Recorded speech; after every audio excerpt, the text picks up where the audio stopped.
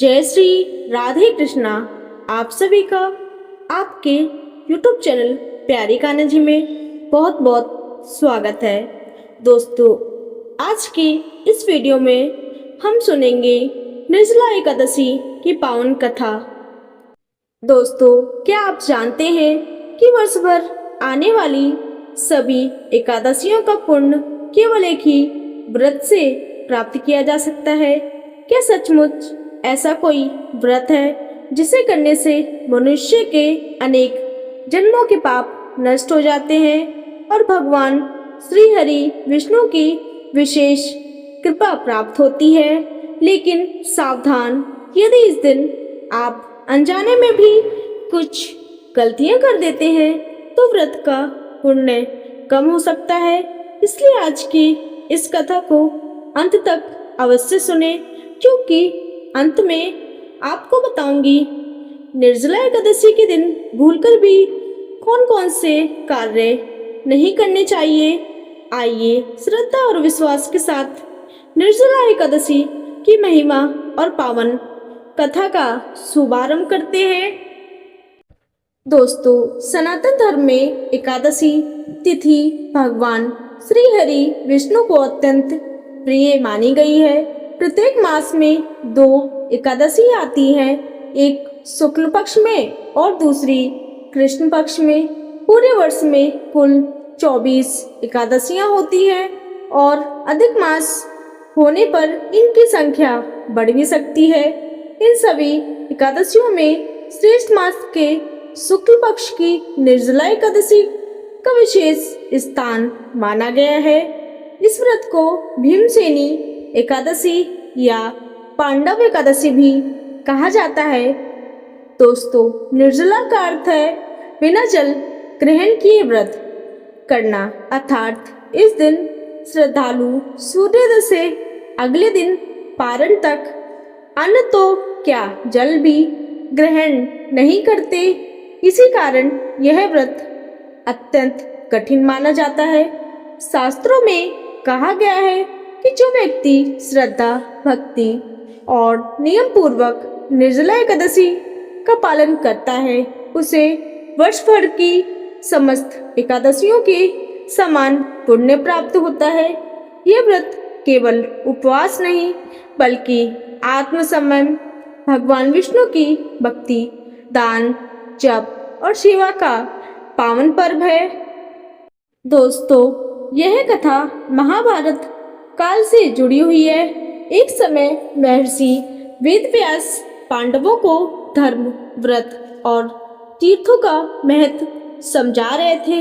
उन्होंने बताया कि प्रत्येक एकादशी का व्रत करने से मनुष्य को महान पुण्य प्राप्त होता है और भगवान विष्णु प्रसन्न होते हैं। धर्मराज युधिष्ठिर, अर्जुन, नकुल, सहदेव और माता कुंती ने संकल्प लिया कि वे प्रत्येक एकादशी का व्रत करेंगे, लेकिन पांडवों में सबसे बलशाली भीमसेन के सामने एक कठिन समस्या थी। भीमसेन का शरीर अत्यंत विशाल और बलवान था। उनकी जठराग्नि भी अत्यंत प्रबल थी। उन्हें तीव्र भूख लगती थी। वे लंबे समय तक भोजन के बिना नहीं रह सकते थे। उन्होंने अनेक बार एकादशी का उपवास करने का प्रयास किया, लेकिन भूख की तीव्रता के कारण सफल नहीं हो पाए। अंत वे महर्षि वेदव्यास के पास पहुँचे।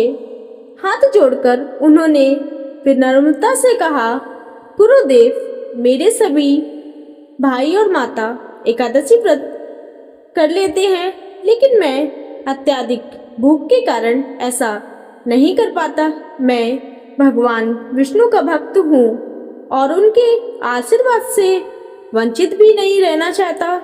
कृपया ऐसा उपाय बताइए जिससे मुझे सभी एकादशियों का फल प्राप्त हो जाए। महर्षि वेदव्यास मुस्कुराए। उन्होंने कहा, हे भीम, यदि तुम वास्तव में भगवान विष्णु की कृपा प्राप्त करना चाहते हो तो श्रेष्ठ मास के शुक्ल पक्ष की निर्जला एकादशी का व्रत करो। इस दिन बिना अन्न और बिना जल के पूरे नियम पूर्वक उपवास करना होगा। यदि तुम श्रद्धा और निष्ठा से यह व्रत कर लोगे तो तुम्हें वर्ष भर की सभी एकादशियों के समान पुण्य प्राप्त होगा। यह सुनकर भीमसेन कुछ क्षण मौन रहे। उन्हें ज्ञात था कि बिना भोजन रहना कठिन है, परंतु बिना जल के रहना उससे भी अधिक कठिन होगा। फिर भी उन्होंने भगवान विष्णु का स्मरण किया और दृढ़ निश्चय करते हुए कहा, गुरुदेव, चाहे कितनी भी कठिनाई आए, मैं इस व्रत को अवश्य करूंगा। महर्षि वेदव्यास ने उन्हें आशीर्वाद दिया और व्रत की संपूर्ण विधि समझाई। यहीं से प्रारंभ होती है उस महान व्रत की महिमा जिसने भीमसेन को समस्त एकादशियों का पुण्य दिलाया और जिसके कारण आज भी यह व्रत भीमसेनी निर्जला एकादशी के नाम से प्रसिद्ध है।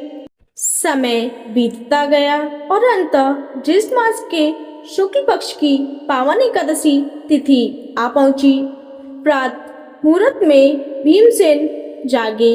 उन्होंने पवित्र नदी में स्नान किया, स्वच्छ वस्त्र धारण किए और भगवान श्री हरि विष्णु का ध्यान करते हुए व्रत का संकल्प लिया।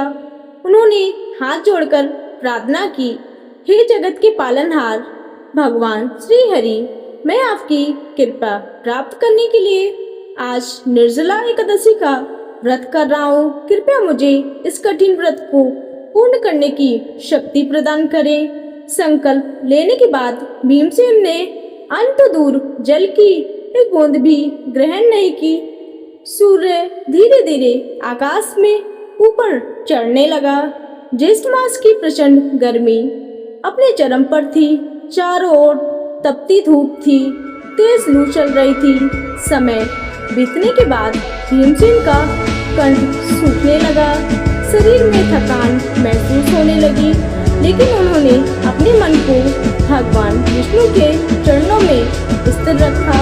जब भी प्यास उन्हें व्याकुल करती, वे ओम नमो भगवते वासुदेवाय मंत्र का जाप करने लगते। दूसरी ओर उनके भाई युधिष्ठिर, अर्जुन, नकुल और सहदेव भी भगवान विष्णु की आराधना में लीन थे।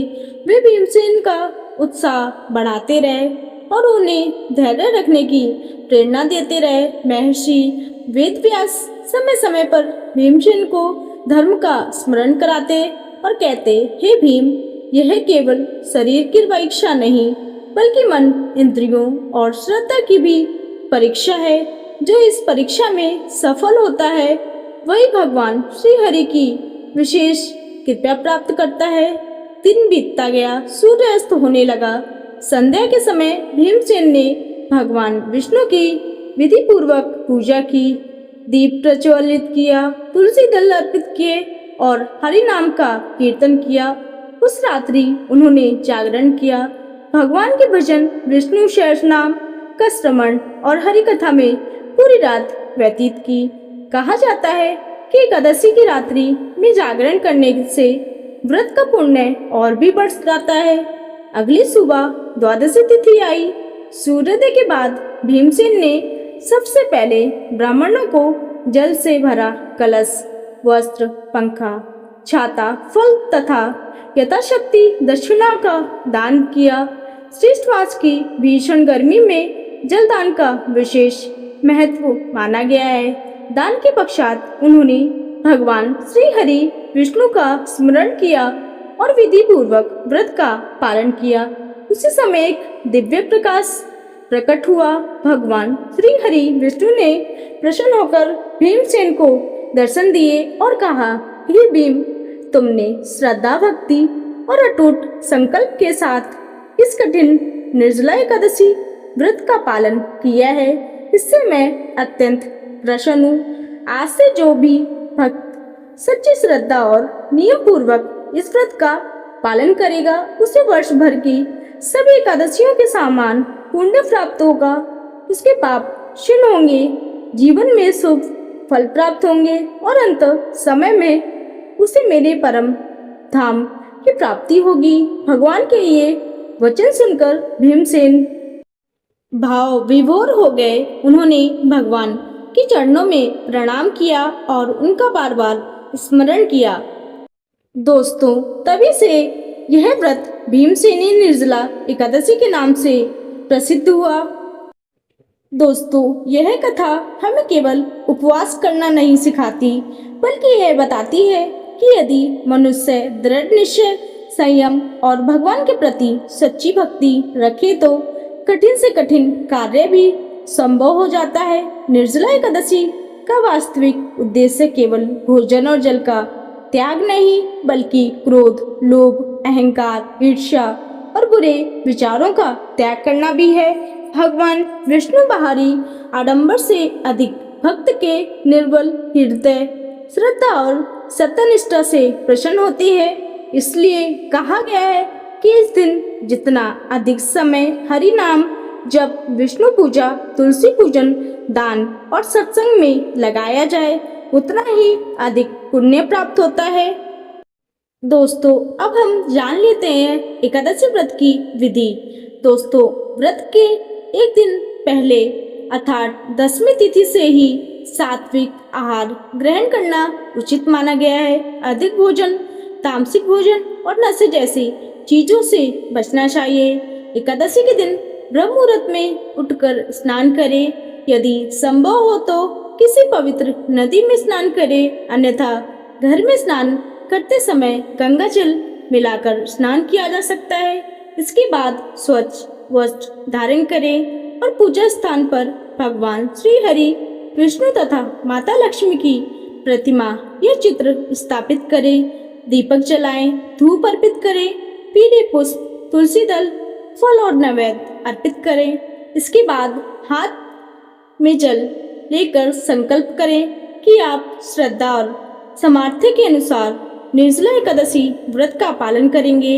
यदि स्वास्थ्य अनुमति देता हो तभी निर्जल व्रत करें। यदि किसी को बीमारी, गर्भावस्था, वृद्धावस्था या अन्य चिकित्सकीय कारण हो तो स्वास्थ्य को प्राथमिकता देते हुए अपने सामर्थ्य के अनुसार व्रत रखें। धर्म में विवेक और करुणा का भी महत्व है।